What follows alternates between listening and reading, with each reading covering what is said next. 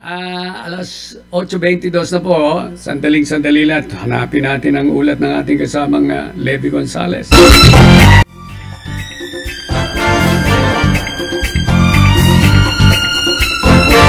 Nga ng bayan ng Agoncillo, Batangas, at for the second time around, makakausap natin, makakapanan dito ang kanilang punong bayan na si Mayora Attorney Cinderella Valenton Reyes. Good morning, ma'am. Magandang umaga. Kumusta po kayo? Magandang umaga din po. Mabuti po naman. Yes. Kumusta po ngayon ang bayan po ng Agoncillo, ma'am? Maayos naman po ang ating bayan. Tayo ay sa panibagong taon, 2024. Yes. So, maganda ho ang ating umpisa ng taon. So, yung umpisa po ng 2024, ano po ba yung mga naka-line up po nating activities po rito for 2024 para sa inyong mga kababayan, Mayor? Yes po. Ngayon 2024 ay inumpisahan ho natin yung kumustahan sa barangay. Kung saan po every other Monday tayo po, ako ho, ang Sangguniang Bayan, si Vice Mayor, ang mga department heads po natin, ay pumupunta ho sa napiling barangay para ho dun ho kami nag-flag raising ceremony. After po ng flag raising ay ibinabahagi po ng ating mga department heads ang mga proyekto, programa ho ng ating LGU at ang mga barangay naman ho ay sinasabi din ho sa atin kung ano ang kanilang kailangan, kung ano ang kanilang mga programa din para po naka-align po tayo. So naka-align po kayo, Mayora, saan man po mga pangailangan po ng barangay? Yes po. Ano po yung mga isa sa mga problema nila na dinudulog sa inyo na pangangailangan? Ang isa po ay halimbawa ay may problema sila doon sa kanilang baha, sa drainage. So yun po ay sinasanggumin nila sa atin. Kung hindi man ho kaya ng ating budget, atin hong inilalapit ho sa iba hong ahensya para tayo ay makatugon ho sa kanilang pangailangan. Atin mo na ho ina-assess after ho nung aming meeting. Pinupuntahan ho ng halimbawa engineering, tinitingnan ho natin kung alin ho yung mga sadyang kanila kung idinodulog para ho matugunan ho natin. Mayora, problema ng ating mga magsasaka na sa agrikultura na nakakaranas tayo ngayon ng El Nino, yung tagtuyo. Ito ay nagsisimula na at ito ay balitang-balita na ito ay hanggang matapos ng 2024. Gano'n pa kahanda ang bayan? Sa tunay ho, yan ho ay isang natural phenomenon. So, ang atin hong agriculture, ang department ho natin sa Municipal Agricultural Office ay nakipag-ugnayan ho sa atin hong mga farmers para ho masolusyonan. Meron hong preparation sila katulad ho ng early harvest, early planting, kung tatama ho doon sa kanilang itinatanim. So, meron ho silang mga mitigating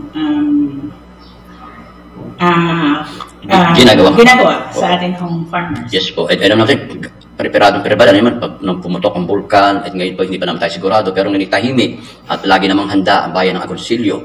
Dito, meron po bang additional na gagawin habang pa ang Agoncillo? Pagdating naman ng ganito, huwag sanang mangyari ulit. Siyempre po, lagi lang ho tayong naka-prepare. Actually, isa ho sa tinitignan namin before ay para ho sabihin talaga natin resilient yung atin hong bayan, yung atin hong mga barangay, especially yun ho nasa 7-kilometer radius po mula sa bulkan. Tinitignan ho natin yung posibilidad na pwede bang yung mga nakatira doon ay ilipat na lang natin at yun na lang yung mga lupa nila doon ay gagawin ho nilang pangkabuhayan.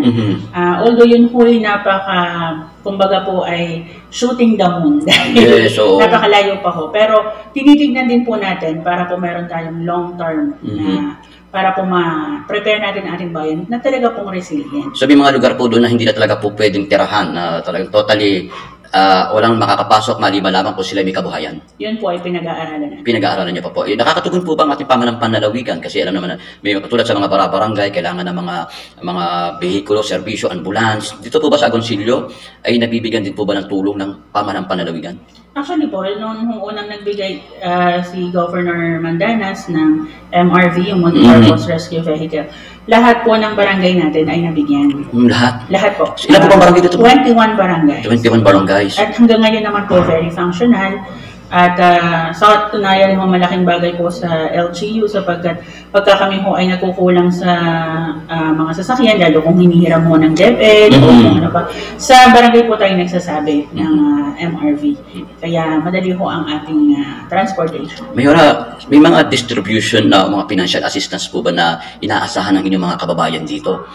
Opo, madami po. Marami po tayong pinag-aaral ng mga scholars. Tayo po ay mayroon ding mga benepisyo para po sa ating mga senior citizens. Dito po sa Agoncillo, para po masigurado namin na lahat po ng seniors ay meron hong nakukuhang benepisyo. Siyempre po, meron tayong pension, social pension galing ho sa national.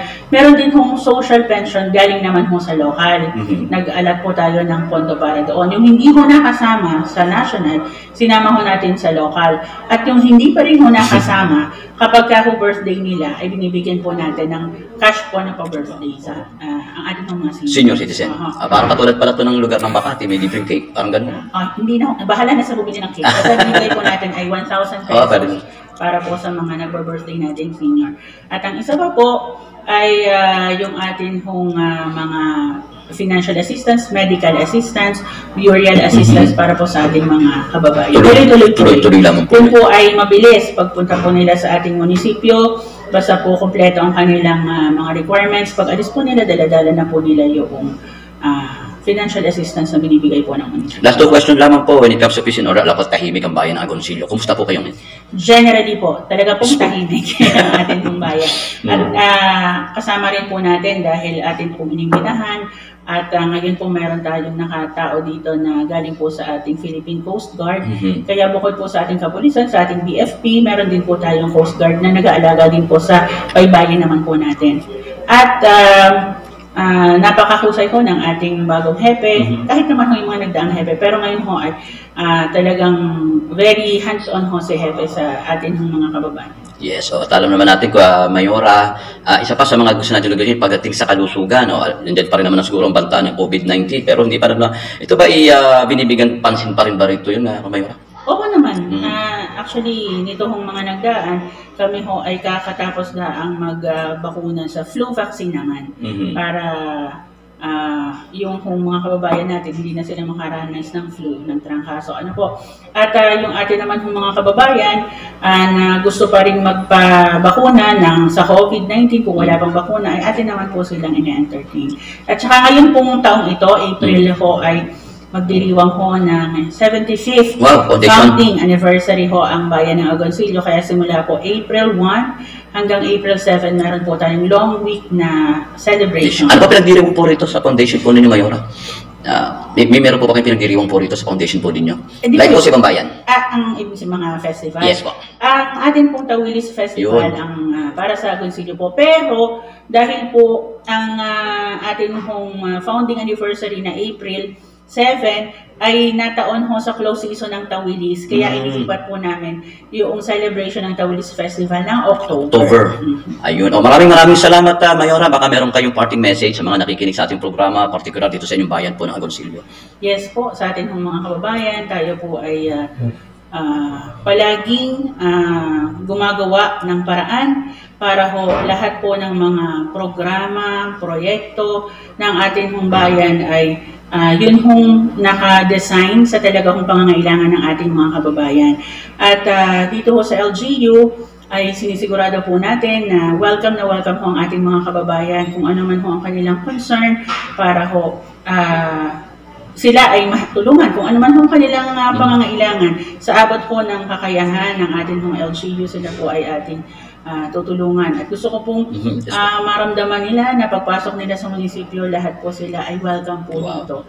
At ang akin pong laging sinasabi sa atin mga kababayan ay lalo ko sa mga empleyado ng LGU ay strive to be better versions of themselves each day sapagkat sa pagiging better ng isang tao, ng isang empleyado, better din po ang services na amin hong naiibigay sa aming mga kababayan at lagi ko po silang inaanyayahan na samahan po ang inyong lingkod na sa paglilingkod ho ng tapat sa Diyos at sa bayan.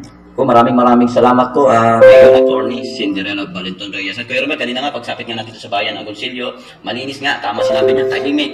At very proud na sabihin na babalik-balikan po natin itong bayan ng Agoncillo, Batangas. So mula pa rin dito sa lugar po ng bayan ng Agoncillo, Batangas, ito mo rin yung broadcaster live sa ating programang 88.7 ng DCG Radio TV Network.